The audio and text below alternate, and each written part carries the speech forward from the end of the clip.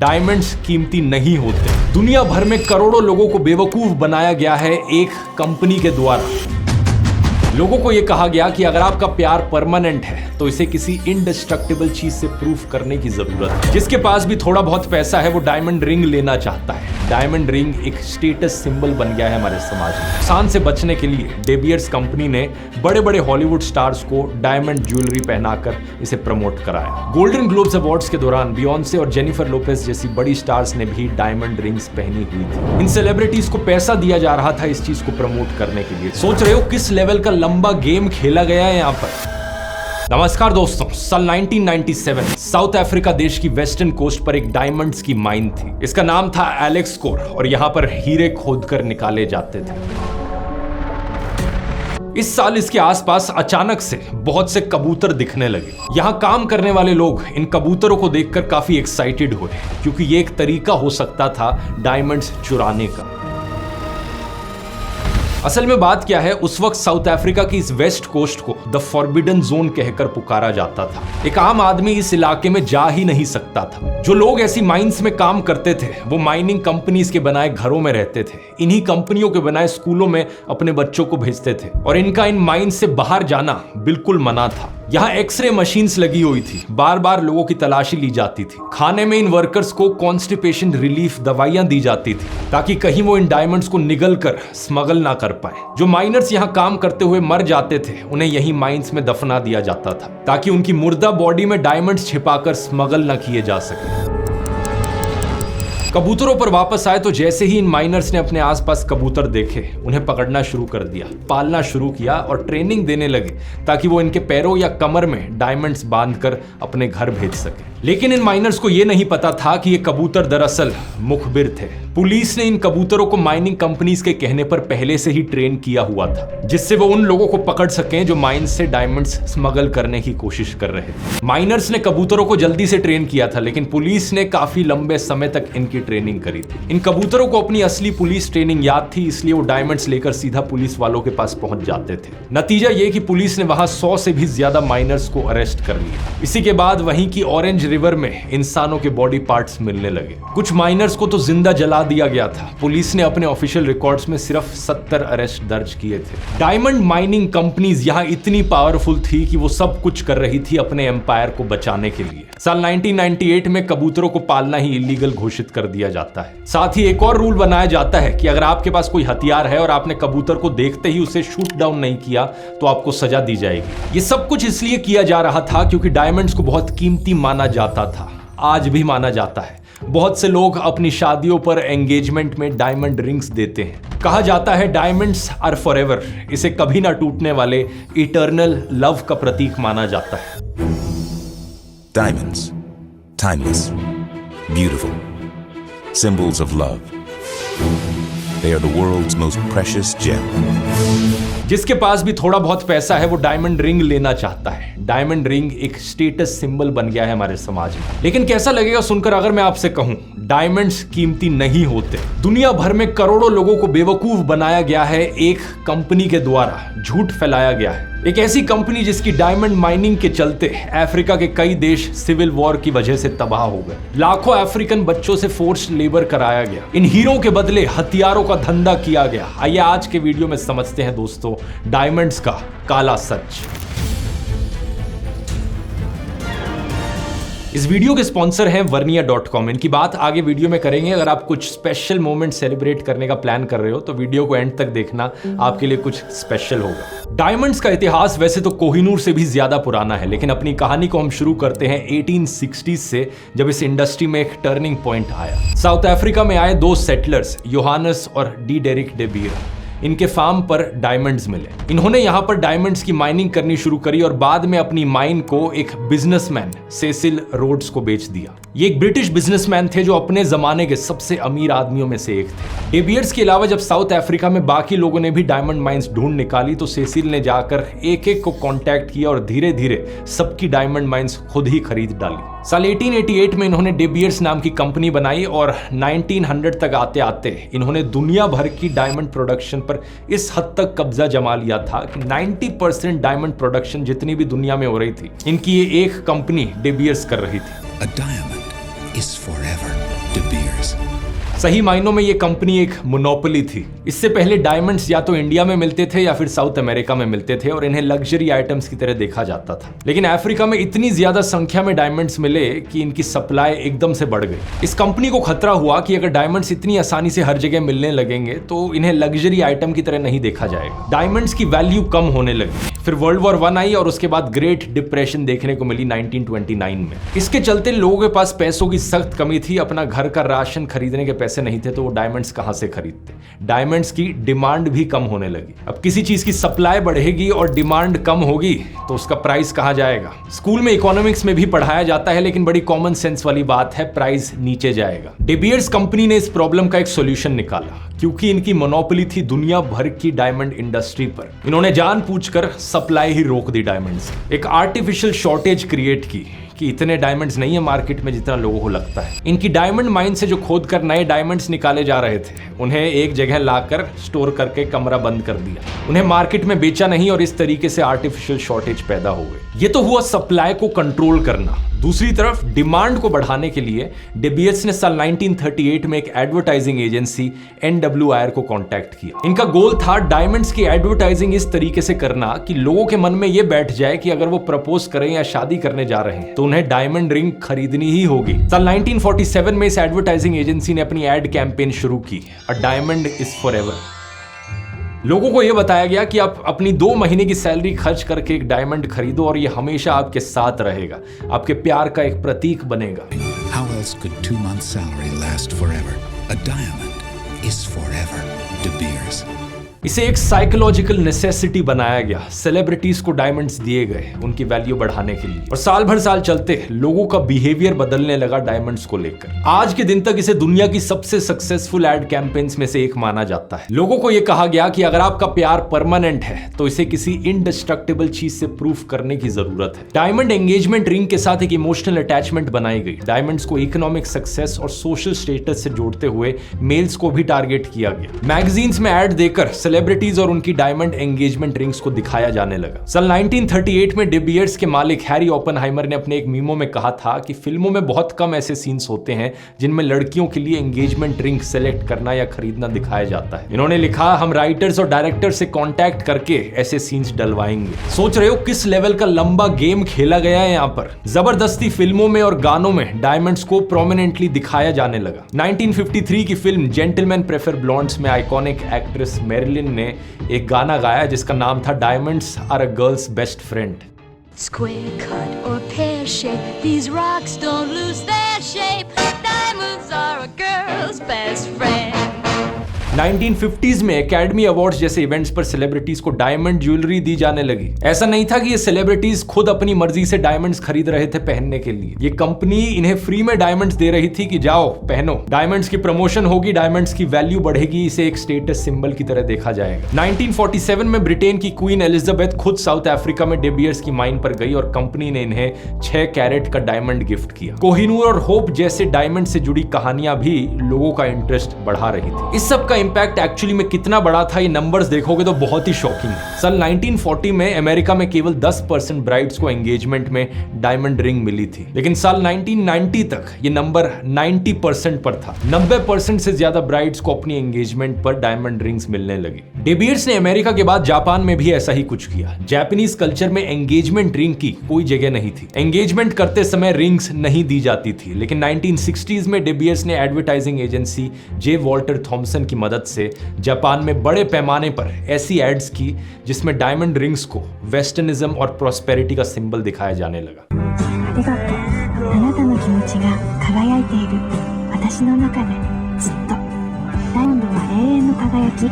इसका असर क्या हुआ? 1966 में जापान की सिर्फ 1% महिलाओं को शादी के समय डायमंड रिंग मिलती थी, लेकिन साल 1981 तक ये नंबर 60% पर पहुंच गया। बाद में इसका आंकड़ा भी 90% तक पहुंच गया और जापान डायमंड्स का दूसरा सबसे बड़ा कंज्यूमर मार्केट बन गया। इस सब के बीच डे बियर्स ने सप्लाई चेन पर अपना कंट्रोल बनाए रखा। रशिया से लेकर ऑस्ट्रेलिया तक जहां भी डायमंड्स की माइन मिलती, सरकारों को पैसे देकर डे बियर्स उन्हें खरीद लेती ताकि कंट्रोल बना बना रहे। साल 1956 में सोवियत यूनियन के जियोलॉजिस्ट को साइबेरियन टंड्रा में एक बहुत बड़ा डायमंड फील्ड मिला। इसके बाद डे बियर्स ने सोवियत यूनियन को ऑफर दिया कि वो गारंटीड प्राइस पर सारे डायमंड्स खरीदेगी। उन्होंने हर साल इस देश को लगभग $25 मिलियन दिए और जब 1990 में सोवियत यूनियन खत्म हो रहा था तो डे बियर्स ने नई सरकार को साइबेरियन डायमंड्स के लिए $1 बिलियन ऑफर की। आप अंदाजा लगा सकते हो कि ये कंपनी किस हद तक जाने को तैयार थी दुनिया भर की सप्लाई को कंट्रोल करने के लिए। आज भी डे बियर्स के पास अनपॉलिश्ड डायमंड्स की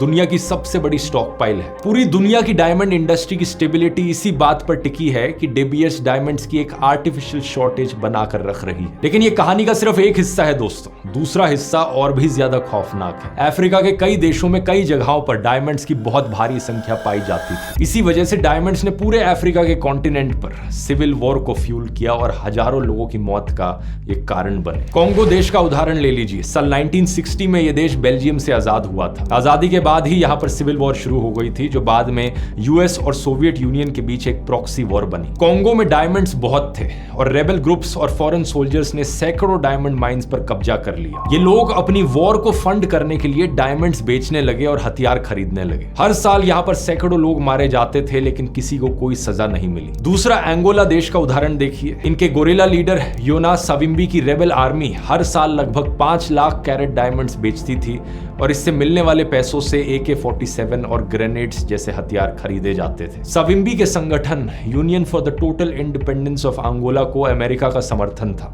जो वहां सोवियत यूनियन सपोर्टेड सोशलिस्ट सरकार के खिलाफ लड़ रहा था। इस ऑर्गेनाइजेशन ने देश की ज्यादातर डायमंड माइंस पर कब्जा कर लिया और वहां मौजूद किसानों को जबरदस्ती स्लेव लेबर के तौर पर डायमंड्स ढूंढने के काम पर लगाया गया। सिएरा लियोन देश की भी स्थिति यही थी। रेबल्स डायमंड्स बेचकर हथियार और गोली बारूद खरीदते थे। 1990s में यहां हुई सिविल वॉर को डायमंड्स के व्यापार ने और भड़का दिया। ये वॉर अपनी ब्रुटैलिटी के लिए बदनाम थी। Is a commodity that warlords and dictators exchange for weapons fueling civil wars and resulting in human rights abuses. इस समय तक ये चीज साफ हो गई थी कि डायमंड्स अफ्रीकन देशों में हुए सिविल वॉर्स को फंड कर रहे थे। वॉरलॉर्ड्स अपने वॉर्स का खर्च डायमंड्स की सेल से चलाते थे, इसलिए इन्हें ब्लड डायमंड्स कहा जाने लगा। दुनिया के किसी भी देश में आप अपना प्यार जताने के लिए डायमंड खरीदते, वहीं दूसरी तरफ इन वॉर जोन्स में रेबल्स, मिलिशियाज और वॉरलॉर्ड्स को आर्थिक मदद मिलती उन्हीं पैसों से। वेस्टर्न कंट्रीज के कई बिजनेसमैन तो डायरेक्टली डायमंड्स के बदले वॉरलॉर्ड्स और रेबल्स को हथियार देने लगे। एक सीधा सीधा एक्सचेंज ऑफर चलने लगा। बेल्जियम के बिजनेसमैन सेर्गे मुलर ने 1990s में डायमंड्स का माइनिंग राइट हासिल करने के बदले सिएरा लियोन के प्रेसिडेंट वैलेंटीन स्ट्रासर और उनके लोगों को रोमानिया से हथियार खरीद कर दिए, जिसके बाद उनका नाम मिस्टर ब्लड डायमंड पड़ गया। इन देशों में बच्चों की हालत और भी बदतर थी। बच्चों से फोर्स चाइल्ड लेबर कराया जाता था, खासकर वॉर के समय में, क्योंकि बच्चे इतने छोटे होते हैं कि रस्सियों से गड्ढों में उतरकर वो खुदाई कर सकते थे। सिएरा लियोन में 10 साल तक चली सिविल वॉर में हजारों बच्चों को किडनैप करके माइंस में काम कराया गया। साल 2006 में रिलीज हुई लियोनार्डो डिकैप्रियो की हॉलीवुड फिल्म ब्लड डायमंड्स ने इसी चीज को दर्शाया। इस फिल्म से ऑब्वियसली अवेयरनेस बढ़ी लोगों में। लोगों को पता चलने लगा कि इन हीरो के पीछे की काली सच्चाई क्या है। जब वो पैसा देते हैं अपनी डायमंड एंगेजमेंट रिंग खरीदने के लिए, वो पैसा एक्चुअली में जाता कहां पर है। लेकिन इस फिल्म से होने वाले नुकसान से बचने के लिए डे बियर्स कंपनी ने बड़े बड़े हॉलीवुड स्टार्स को डायमंड ज्वेलरी पहनाकर इसे प्रमोट कराया। गोल्डन ग्लोब्स अवार्ड्स के दौरान बियॉन्से और जेनिफर लोपेज जैसी बड़ी स्टार्स ने भी डायमंड रिंग्स पहनी हुई थी। इन सेलिब्रिटीज को पैसा दिया जा रहा था इस चीज को प्रमोट करने के लिए, लेकिन लोगों के बीच डायमंड्स को बॉयकॉट करने की मांग देखने को मिली। इस फिल्म के रिलीज होने से पहले भी कई सारी मीडिया ऑर्गेनाइजेशंस ने इसके बारे में खबर छापी थी और ब्लड डायमंड्स की सच्चाई लोगों तक पहुंच रही थी। इसलिए साल 2000 में साउथ अफ्रीका के किम्बरली शहर में दुनिया के बड़े डायमंड प्रोड्यूसर्स और बायर्स ने एक मीटिंग की। साल 2003 में इस डायमंड इंडस्ट्री ने और करीब 54 कंट्रीज ने मिलकर डायमंड के सर्टिफिकेशन के लिए एक किम्बरली प्रोसेस बनाया, ताकि ये इंश्योर किया जा सके कि ये डायमंड्स ऐसे इलाकों से नहीं आ रहे हैं जहां पर वॉर चल रही हो। इसके तहत हर डायमंड कंसाइनमेंट पर उस देश का नाम लिखा होता है जहां से ये निकल कर आया है। जो देश ये साबित नहीं कर पाए कि उनका डायमंड कॉन्फ्लिक्ट फ्री है, उन्हें इंटरनेशनल डायमंड ट्रेड से सस्पेंड कर दिया जाता। किम्बरली प्रोसेस का एक ही मकसद था कि ब्लड डायमंड्स को ग्लोबल मार्केट में आने से रोकना, लेकिन असलियत में इस प्रोसेस में इतने लूप होल्स थे कि ब्लड डायमंड्स को मार्केट तक पहुंचने से कोई नहीं रोक पाया। उदाहरण के लिए, जब सेंट्रल अफ्रीकन रिपब्लिक देश से आने वाले डायमंड्स पर बैन लगा तो इन्हें कॉन्गो से स्मगल करके वहां के किम्बरली प्रोसेस सर्टिफिकेट्स लगवाकर इंटरनेशनल मार्केट में बेच दिया जाता था। एक बड़ी दिक्कत इन रूल्स में थी कि कॉन्फ्लिक्ट को किस तरीके से डिफाइन किया गया था। यूनाइटेड नेशंस के मुताबिक कॉन्फ्लिक्ट या ब्लड डायमंड्स वही हैं जो ऐसी टेरिटरी से आते हैं जहां इंटरनेशनली मान्यता प्राप्त सरकारों के खिलाफ लड़ रहे ग्रुप्स का कंट्रोल हो। मतलब किम्बरली प्रोसेस में सिर्फ उन डायमंड्स को ब्लड डायमंड्स माना जाता है जो रेबल्स को फंड कर रहे होते हैं। अगर सरकारों की तरफ से ही कोई ह्यूमन राइट्स वायलेशंस हो रही हैं तो उन डायमंड्स पर बैन नहीं लगता। और ऐसा भी अफ्रीका में हर जगह देखने को मिल रहा था। कम उम्र के बच्चों से काम कराया जाता था, मजदूरों को कम सैलरी दी जाती थी, जिन कंडीशंस में वो काम करते थे, जितने समय के लिए वो काम करते थे, वो बहुत ही टॉर्चरस होता था। डायमंड माइन में काम करने वाले लोगों की अगर मौत होती तो अक्सर इनके बारे में बाहर बताया तक नहीं जाता। उदाहरण के तौर पे है अब जिम्बाब्वे का देश, जहां ढेरों ह्यूमन राइट्स वायलेशंस को डॉक्यूमेंट किया गया। साल 2008 में जिम्बाब्वे की आर्मी ने एक बड़ी खदान पर कब्जा करके 200 से ज्यादा मजदूरों को मार डाला, लेकिन इसे किम्बरली प्रोसेस का उल्लंघन नहीं माना गया क्योंकि ये काम रेबल्स ने नहीं बल्कि सरकार ने किया था। ईस्टर्न जिम्बाब्वे के मरांगे डायमंड फील्ड्स में फोर्स्ड लेबर और टॉर्चर आम बात है। साल 2011 में बीबीसी की एक इन्वेस्टिगेशन में 2 टॉर्चर कैंप्स मिले, जिनमें से मुख्य कैंप डायमंड बेस में मजदूरों के साथ सेक्सुअल वायलेंस होता था। कैंप से छूटे मजदूरों ने बताया कि उन्हें सुबह, दोपहर और शाम 3 वक्त 40-40 कोड़े मारे जाते थे। कभी कभी इनके ऊपर कुत्ते छोड़ दिए जाते थे, जिससे लोग गंभीर रूप से घायल हो जाते या मर जाते। ये डायमंड माइन एक ऐसी कंपनी चलाती थी जिसे जिम्बाब्वे के पूर्व राष्ट्रपति रॉबर्ट मुगाबे के करीब माना जाता था। तो जिम्बाब्वे की पुलिस और जिम्बाब्वे की ही आर्मी खुद इन टॉर्चर कैंप्स को कंट्रोल कर रही थी। 2009 में डायमंड फील्ड्स पर कब्जा करने के लिए सरकारी सैनिकों ने 200 से ज्यादा लोगों को मार दिया और स्थानीय महिलाओं का रेप किया। इसके बाद भी किम्बरली प्रोसेस में जिम्बाब्वे के डायमंड्स पर कोई बैन नहीं लगाया गया। ज्यादातर लोग जो डायमंड्स खरीद रहे हैं वो ये चीजें नहीं जानते, और जो चीजें डायमंड्स के बारे में लोग जानते भी हैं वो भी अक्सर झूठ होती है। जैसे कि बहुत से लोगों को लगता है कि डायमंड्स खरीदना एक अच्छी इन्वेस्टमेंट है। ये बात सरासर झूठ है। डायमंड्स की इन्वेस्टमेंट वैल्यू अपने आप में ना के बराबर है। लोग इसे हायरार्की में हमेशा गोल्ड के ऊपर देखते हैं कि ब्रॉन्ज है, सिल्वर है, गोल्ड है और फिर डायमंड आता है। और लोगों को लगता है अक्सर कि अगर गोल्ड की इतनी ज्यादा वैल्यू है, गोल्ड का प्राइस हमेशा ऊपर जाते रहता है, तो डायमंड्स की तो वैल्यू और भी अच्छी होगी। लेकिन ये चीज गोल्ड के लिए सच है, क्योंकि गोल्ड की शॉर्टेज कोई आर्टिफिशियल शॉर्टेज नहीं है, किसी एक कंपनी के द्वारा बनाई गई शॉर्टेज नहीं है। इसलिए गोल्ड इन्वेस्टमेंट के लिए एक अच्छा ऑप्शन माना जाता है, क्योंकि गोल्ड का प्राइस बढ़ते रहता है टाइम टू टाइम। लेकिन डायमंड्स को अगर आपने एक बार खरीद लिया तो इन्हें बेचना लगभग नामुमकिन होता है उसी दाम में। जब आप गोल्ड या शेयर्स खरीदते हो तो आपको पता होता है कि इन्हें बेचने पर आपको क्या मिलेगा, लेकिन डायमंड्स के साथ ऐसा नहीं है, क्योंकि डायमंड्स की कोई यूनिफाइड मार्केट नहीं है जहां आप इन्हें आसानी से बेच सकें। 1970 में एक ब्रिटिश मैगजीन ने कुछ डायमंड्स खरीदे और 1978 में बेचने की कोशिश की तो उन्हें 8 साल पहले की कीमत के आसपास भी कोई ऑफर नहीं मिला। इसी तरह एक अमीर महिला ने न्यूयॉर्क की टिफनी एंड को से $1 लाख में डायमंड रिंग खरीदा, लेकिन रीसेल करते समय इसका कोई खरीदार नहीं मिला। एक चीज जरूर कहना चाहूंगा, ऐसा नहीं है कि कोई भी नेचुरल डायमंड अपनी वैल्यू होल्ड नहीं कर सकता। कुछ नेचुरल डायमंड जरूर हैं जो बहुत रेयर टाइप के होते हैं, जैसे कि पिंक डायमंड्स, येलो डायमंड्स या 4 कैरेट प्लस डायमंड्स। ये ऐसे डायमंड्स हैं जो कलेक्टर्स कलेक्ट करते हैं, जो कुछ हद तक अपनी वैल्यू जरूर होल्ड कर पाते हैं। इंडिया में भी जब आप डायमंड्स को बेचने जाते हो, डायमंड्स के बदले ज्यादातर ज्वेलर्स आपको पैसे नहीं देते, बल्कि वो आपको एक्सचेंज ऑप्शंस देते हैं। ऊपर से कट, क्लैरिटी, कलर और सर्टिफिकेशन जैसी टेक्निकल बातें कहकर इसकी रीसेल वैल्यू को काफी कम कर दिया जाता है। इंडिया में बैंक्स गोल्ड पर लोन देते हैं, लेकिन डायमंड्स पर नहीं देते, क्योंकि इन्हें बेचना मुश्किल होता है। और अब साइंटिफिक पर्सपेक्टिव से भी अगर आप एक डायमंड को देखोगे तो एक डायमंड क्या है? कार्बन बॉन्ड से बना एक मटेरियल है। कार्बन कैसा एलिमेंट है? एक ऐसा एलिमेंट जो हर जगह पाया जाता है। इसलिए आग लगने पर डायमंड CO2 में कन्वर्ट होकर इवेपोरेट हो जाता है। लेकिन गोल्ड दूसरी तरफ जलने पिघलने के बाद भी गोल्ड ही रहता है, क्योंकि ये अपने आप में एक रेयर अर्थ एलिमेंट है। इतना ही नहीं, प्योर गोल्ड एक नोबल एलिमेंट भी है, यानी इसके साथ केमिकल रिएक्शन करना बहुत मुश्किल होता है। इसलिए गोल्ड ज्वेलरी की मेंटेनेंस कॉस्ट भी कम है, जबकि डायमंड्स को समय समय पर इंस्पेक्शन, क्लीनिंग की जरूरत पड़ती है। जो कार्बन बॉन्ड्स ग्रेफाइट को बनाती हैं, वो मटेरियल जो आपकी पेंसिल में होता है, वही कार्बन बॉन्ड्स डायमंड को बनाती हैं।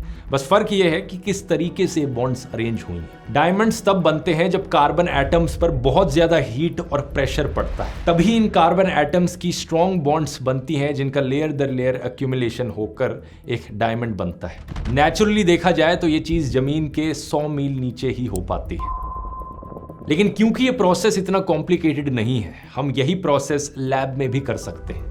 वही हीट और प्रेशर हम एक लेबोरेटरी के अंदर कार्बन पर डालें और डायमंड लैब के अंदर बन जाता है। ऐसे डायमंड्स को आर्टिफिशियल डायमंड्स या लैब ग्रोन डायमंड्स कहा जाता है। साल 1950s में जनरल इलेक्ट्रिक ने पायनियर किया था पहला सक्सेसफुल अटेम्प्ट ऐसे डायमंड्स बनाने का। शुरुआत में ये लैब ग्रोन डायमंड सिर्फ इंडस्ट्रियल यूज के लिए ही सूटेबल थे, लेकिन जैसे जैसे साल गुजरे इनोवेशन बढ़ा, टेक्नोलॉजी इंप्रूव हुई और आज के दिन अब ये पॉसिबल है कि वही high quality jewellery grade diamonds बनाना लैब के अंदर जो जमीन के नीचे नेचुरली पाए जाते हैं।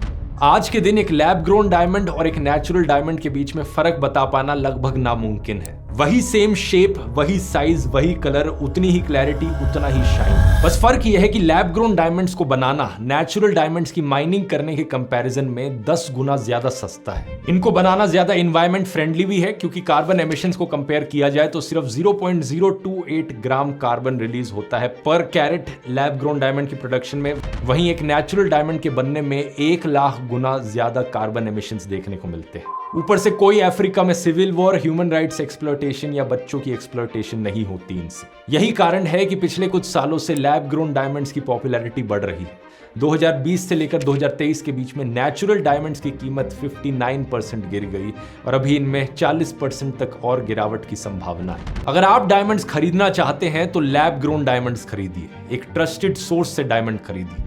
और आज के वीडियो के स्पॉन्सर वर्निया.com इसी चीज के लिए एक बढ़िया चॉइस है। वर्निया 125 सालों से ज्यादा से ज्वेलरी के बिजनेस में है। ये एक ऐसा ब्रांड है जो आपके लिए प्रोडक्ट्स कस्टमाइज कर सकता है।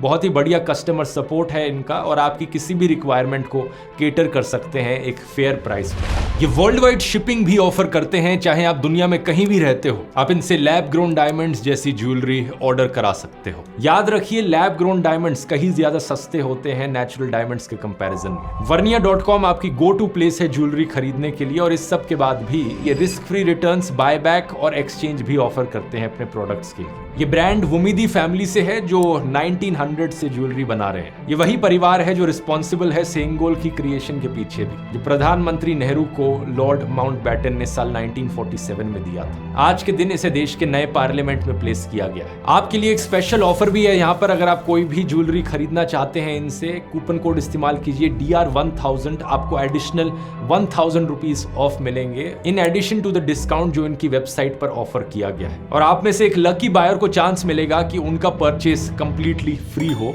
अगर आप पहले 100 लोगों में से हैं जो इस कूपन को रिडीम करेंगे। इसका लिंक नीचे डिस्क्रिप्शन में मिल जाएगा। और अब टॉपिक पर वापस आते हैं। आज के दिन डे बियर्स जैसी कंपनी को भी मजबूर होना पड़ रहा है अपनी डायमंड्स की कीमत कम करने पर, क्योंकि लैब ग्रोन डायमंड्स उसकी मोनोपोली तोड़ रहे हैं। पिछले कुछ सालों में इन्हें अपनी कीमत 40% से कम करनी पड़ी है, जहां पर इनका प्रॉफिट 60% से कम हो गया है। 2020 में ओवरऑल डायमंड सेल्स में लैब ग्रोन डायमंड्स का शेयर सिर्फ 2.4% पर था, लेकिन 2023 में ये 9.3% तक पहुंच चुका है। इंडिया में भी डायमंड एक्सपोर्ट्स में लैब ग्रोन डायमंड्स का शेयर 1% से बढ़कर जून 2023 में 9% हो गया है। लेकिन मेरा मानना है कि हमें और अवेयरनेस फैलाने की जरूरत है यहाँ पर, ताकि डायमंड्स की माइनिंग को पूरी तरीके से खत्म किया जा सके। पिछले 70-80 सालों से जो इस एक कंपनी ने दुनिया भर के लोगों को बेवकूफ बनाया है, उसका सच अब लोगों को पता चले। कितनी ही नदियों और झीलों का पानी डाइवर्ट किया गया है, डायमंड माइनिंग के लिए क्या केमिकल्स इस्तेमाल किए गए हैं